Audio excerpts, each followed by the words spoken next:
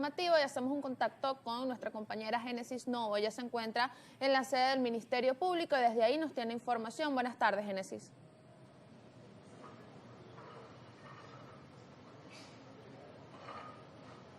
Bien, gracias por este contacto informativo estudio. Así es, en este momento nosotros nos encontramos desde la sede principal del Ministerio Público, donde se va a celebrar una misa a propósito de los 10 años de fallecimiento de Canserbero, artista venezolano.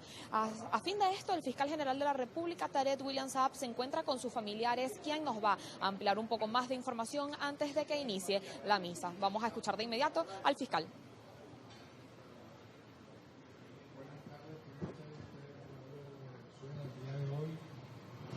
El Ministerio Público, acompañado de varios familiares de este gran artista venezolano, que es un patrimonio cultural de la nación y de América Latina, Canserbero, Tyron González. Estamos en la sede del Ministerio Público para rendirle un homenaje a 10 años de su lamentable asesinato, ocurrido un fatídico día, el 18 de enero del año 2015. En medio de ese largo recorrido, el Ministerio Público, en esta etapa, bajo nuestra conducción y antes, cuando estuvimos en la Defensoría del Pueblo, logramos de alguna manera hacer público, notorio, comunicacional, que Canserbero no era un homicida, que Canserbero no era, como quisieron colocarlo, inclusive a nivel digital en casi todas sus biografías, un homicida suicida, sino que siempre supimos, luego de reunirnos con sus hermanas en la sede de la Defensoría del Pueblo, lo recuerdo claramente, un mes de marzo del año 2015, que él más bien había sido víctima de un brutal asesinato. Lo importante, recuperando su memoria cultural, recuperando su memoria y su trascendencia histórica para sus familiares, para sus seguidores, para el pueblo de Venezuela y el pueblo latinoamericano que ha tomado como reserva artística todo el legado de las canciones de Canserbero, es que hoy, tal como lo dijimos en diciembre del año 2023, cuando revelamos los testimonios visuales de las confesiones de Natalia Améstica y Guillermo Améstica, responsables directos, autores materiales e intelectuales de ese brutal asesinato, que efectivamente Tyron González es un mártir de nuestro pueblo, que de manera fútil e ignoble fue criminalmente asesinado por personas al margen de no solo de la ley, sino de toda convivencia humana, que por razones como en su momento fuimos recabando a través de múltiples diligencias, aproximadamente 200, con sus medios de prueba, reconstruyendo un caso que estaba cerrado de manera, yo diría, vil, por la anterior gestión del Ministerio Público, nefasta gestión, donde la exfiscal general de la República de la época incluso avaló, junto con su director de actuación procesal, ambos prófugos de la justicia, ambos delincuentes a sueldo, sin un mínimo conocimiento del derecho, porque solamente con una, yo diría, no solo débil, si me perdonan, no solo débil, sino totalmente impuesta, macabra, confesión o testimonio de los propios asesinos, imagínense, sin haber hecho investigación alguna, dictaminaron que Canserbero en ese momento, según ese Ministerio Público criminal de la época, estoy hablando del 2015, una gestión que duró afortunadamente hasta el 2017, había cometido, repito, un asesinato contra Carlos Molnar y luego se había suicidado, sin haber hecho diligencia alguna, ni entrevistas, ni medio de prueba, ni reconstrucción del lugar del suceso, ni exhumación. Nosotros en la Defensoría del Pueblo en marzo solicitamos al menos 15 diligencias, entre ellas la exhumación, luego de haberme reunido con las hermanas aquí presentes de Cancerbero, y todas fueron negadas. Lo único que hicieron fue unas entrevistas donde las propias hermanas y el padre de Cancerbero literalmente habían sido casi que criminalizados. Los entrevistaron casi como en calidad de responsables del hecho, imagínense. Recuerdo que ellas mismas me dijeron la actitud cobarde de los dos fiscales prófugos de la justicia que van a ser detenidos en cualquier momento. La justicia llega. Sin embargo, vean ustedes, en aquel momento hicieron lo malo porque no solamente imputaron a Cancerbero del presunto asesinato que él había hecho a Carlos Molnar, vean qué locura, sino que luego en diciembre del año 2015, luego de haber hecho esta aberrante acción jurídica, solicitaron sobreseer la causa porque el responsable del asesinato había fallecido y dejaron eso así. Nosotros lo reabrimos formalmente luego, como ya se sabe, en noviembre del año 2023, trabajando, yo diría, todos los días, recabando todos los elementos de convicción que teníamos como línea de actuación, reconstruyendo paso a paso no solo el suceso tal como ocurrió, sino el lugar del suceso a través de nuestra Dirección de Apoyo a la Investigación Penal, decenas de expertos, psiquiatras, abogados, fiscales, directores de nuestro Ministerio Público bajo mi conducción, nos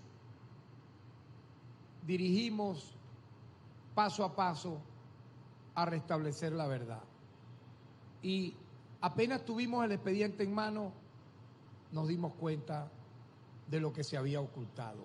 Cómo los funcionarios del 6CPC de la época, hoy detenidos y condenados, más los que aparecían como testigos del hecho siendo los responsables, eran, sin lugar a dudas, quienes habían cometido ese doble asesinato. Vean que tomaban como verdad el padre Numa Lozada, presente con nosotros, un hombre de Dios, para que vea cómo se miente descaradamente y una mentira quisieron transformarla en verdad, pero siempre yo digo, pasado el tiempo, toda mentira queda sepultada y la verdad sale a flote. Pero la reina de las pruebas era, padre Numa, que según Guillermo Améstica, que es el que da el testimonio a las 9 de la mañana de ese 18 de enero a los medios de comunicación, él decía que, según su versión falsa, Cancerbero había sufrido una crisis psicótica, le había tocado la puerta a la habitación de su hermana Natalia y de Guillermo en ese estado, según él, de locura, siendo las 5 de la mañana. Luego tuvo una discusión con Carlos Molnar diciendo que había soñado por su delirio cualquier cantidad de mentiras. Y de pronto la hermana, vean qué cosa tan desfachatada, que un fiscal serio, un órgano de auxiliar en el momento responsable, lo hubiera pulverizado. La hermana, que fue la asesina, se mete en un baño a preguntarle a Google, a Safari, qué hacer cuando alguien está en un estado psicótico y cómo actuar, encerrada en un baño. La realidad fue que cuando dice Guillermo Améstica todo esto, totalmente falso, sin ningún tipo de veracidad, ni siquiera para cualquier persona ajena al derecho.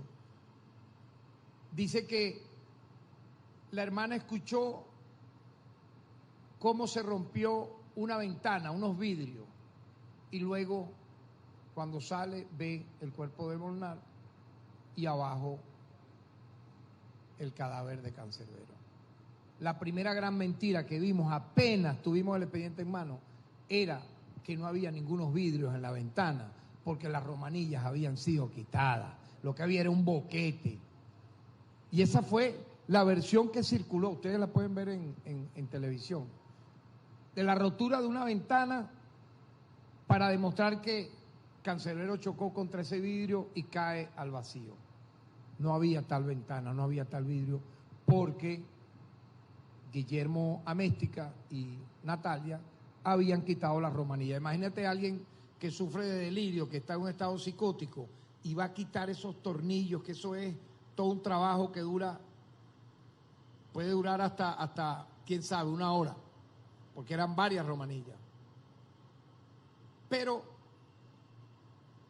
el Ministerio Público en la época y el órgano auxiliar allá en Aragua dictaminó eso como verdad.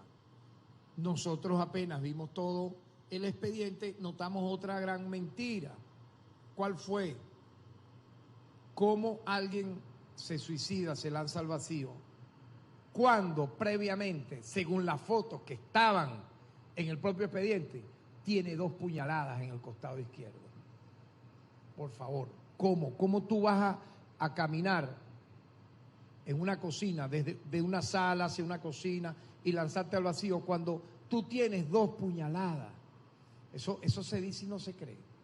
Y ahí se veían las 2 puñaladas. Y quisieron decir que ambas puñaladas en el costado izquierdo era producto de la caída libre hacia el vacío porque chocó contra un aire acondicionado. El aire acondicionado, ¿saben dónde estaba? Debajo de un balcón. Es decir, que imagínense a alguien que va cayendo así, después, estando muerto, se mete, ¿cómo puede ser eso posible? Contra un aire acondicionado, choca contra el aire acondicionado, rebota y cae. Oye, por Dios, de verdad, qué infamia, ¿no? Y eso lo tuvo en sus manos la fiscal general de la República de la época, porque yo como defensor del pueblo conversé con ella y ella decía, no, aquí está todo ya investigado, esto está cerrado. Él fue el que hizo el crimen, imagínense, sin haber ni siquiera detallado eso que estoy aquí diciendo, que un estudiante de primer año de Derecho se da cuenta. ¿Ven? Recuerdo una materia que se llama Medicina Legal, te enseñaba esas cosas, ¿verdad?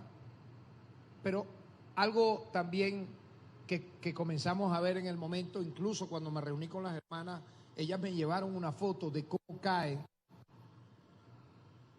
el cuerpo de Cancerbero al pavimento.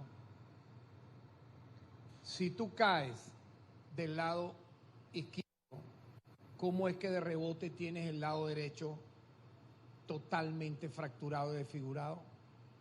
Sin dentadura, sin el ojo, con fracturas en la cabeza. Eso es imposible. Por eso ellas me decían, él de seguro, antes de asesinarlo, era la teoría, fue torturado. Pero no tenía lógica. Ahí había entonces ocurrido otro elemento a ser investigado. Pero entonces ellos dijeron que tanto la desgarradura en el costado como la rotura de su rostro era porque chocó contra un aire acondicionado, algo increíble. Un aire acondicionado que estaba debajo de un balcón. Igualmente, nosotros decíamos, ¿cómo alguien que supuestamente le dio 17 puñaladas a una persona, en el caso de Cancerbero, era una persona físicamente, digamos, delgada, de baja estatura, pesaría 64 kilos, medía 1,62 m, Carlos Molnar, pesaba más de 90 kilos, medía 1,80 m. Le logra dar 17 puñaladas y cuando cae al pavimento, literalmente no tiene ninguna gota de sangre. 17 puñaladas y no tiene ninguna gota de sangre. Y una en la yugular. Cuando sabemos que una puñalada en la yugular genera literalmente, es algo similar a un chorro de agua, pero en este caso de sangre. La persona que hace las puñaladas tiene entonces que tener esos elementos. No había nada, todo lo contrario. Estaba totalmente el cuerpo lavado, sin su ropa, y las primeras cosas que vimos, aparte de todo esto que estoy diciendo, ya con el expediente en mano, cuando pedimos la ropa, cuando pedimos el cuchillo, son los elementos que tienen que estar en una cadena de custodia, habían sido todos destruidos. ¿Para qué? Para que, si yo imagino, creerían ellos que si se reabre la investigación, que era el temor que siempre tenían los asesinos, no hubiese la evidencia. Pues no hizo falta, porque con las entrevistas, con los elementos que fuimos reconstruyendo, inclusive yo entrevisté a los 6 CPC, por eso están detenidos, por eso están condenados, acá en la sede del Ministerio Público. Llegaron a la desfachatez de decir, cuando yo les pregunto, ¿por qué si Cancerbero le dio 17 puñaladas a Molnar, no tenía su cuerpo bañado de sangre? Es algo insólito. El jefe de la delegación policial, responsable del encubrimiento y la complicidad, me dicen, no, porque es que la forma como él le da la puñalada, la sangre en vez de salir para afuera se metió hacia adentro. Ustedes pueden creer que yo dije, no, estos están en este abominable crimen. Yo le digo, mira, eso no existe en ninguna película de Netflix, eso es totalmente falso. Y estábamos anotando allí porque si el que está investigando en el momento dice eso, yo le digo, pero explícame entonces por qué no se bañó de sangre con la puñalada en la yugular. Y responden los 6 CPC de ese momento que están detenidos y condenados. No, porque bueno, la sangre, a veces ocurre que en vez de salir así, se desvía. Impresionante. Les pregunto, ¿cuál fue el medio de prueba que refiere a que Cancerbero se suicidó? Las huellas, las pisadas que van hacia la ventana. No se imaginaron que íbamos a reconstruir esas huellas. Y lo hicimos a través de nuestra alta tecnología que tenemos en el Ministerio Público. Habían 2 cuadrados allí de cerámicas en el piso de la cocina. Estaban en la foto las huellas del propio expediente. O sea, por eso no hay crimen perfecto.